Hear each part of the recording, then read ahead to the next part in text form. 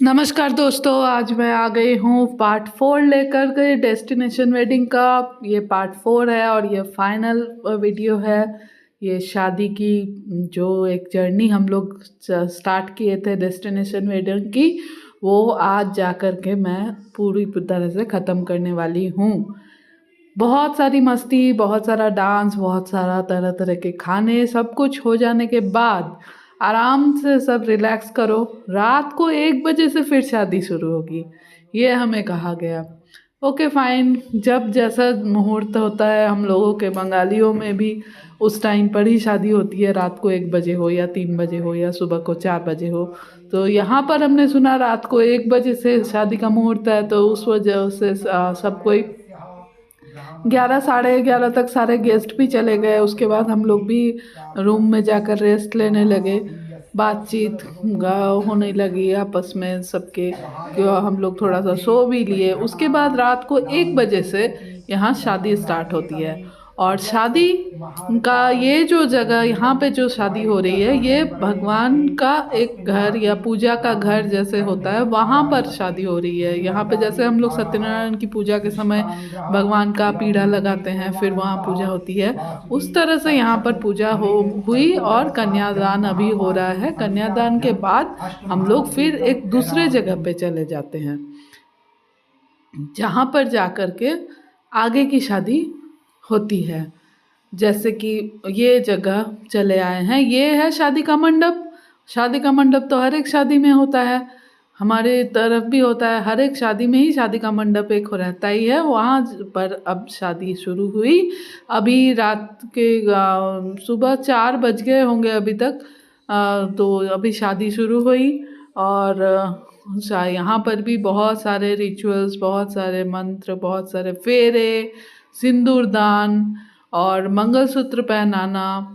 और mummy papa के तरफ से जो दामाद को दिया जाता है वो गिफ्ट देना। फिर ये जो एक नियम है कि पर्दे से ढक करके रखा जाता है और वो देते हैं यज्ञ में आहुति। ये सारे एक के बाद एक रिचुअल्स होने लगे और हम लोग सब कोई शादी का मज़ा लेने लगे। और एक तरफ मन भी थोड़ा दुख रहा था कि अब और कुछ ही देर में हमारी लड़की पराई हो जाएगी, दूसरे के घर चली जाएगी। और फिर भी ये तो हर एक शादी का एक मेन चीज़ है कि मन में खुशी भी रहती है, थोड़ा दुख भी लगता है।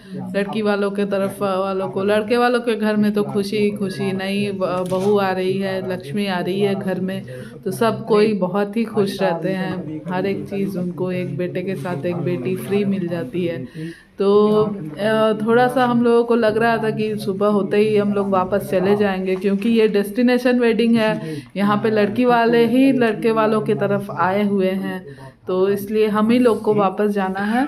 तो सुबह को ऐसे तो यहाँ विदाई होती है 9-10 बजे के करीब, लेकिन क्योंकि हम लोगों को वापस आना था, इसलिए यहाँ विदाई का समय रखा गया था सुबह के 7 बजे, क्योंकि 5 बजे तक शादी कंप्लीट हो गई थी पूरी तरह से।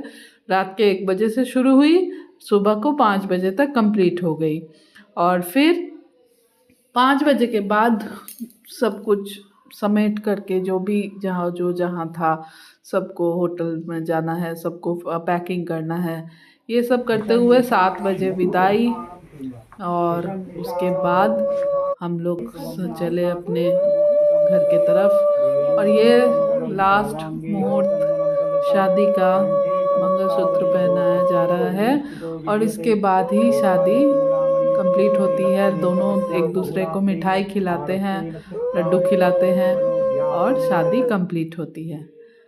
बस फिर क्या, हम लोग चले अब अपने घर की तरफ, बेटी को रख करके उसके ससुराल में। दिल बहुत ही दुख रहा था कि बेटी को इतना दूर, इतनी दूर पहाड़ों पर ऋषिकेश में छोड़ करके हम लोग वेस्ट बंगाल के ओर रवाना हो चुके हैं। लेकिन क्या कर सकते हैं, ऐसी ही रीति है, ऐसा ही चला आ रहा है हमेशा से। तो यहाँ पहाड़ी रास्ता है पूरा, ऋषिकेश से देहरादून तक पूरा ही पहाड़ी रास्ता है। थोड़ी देर बाद पहाड़ों से उतर करके अब हम लोग समतल में आ गए हैं, समतल स्टार्ट हो गया है।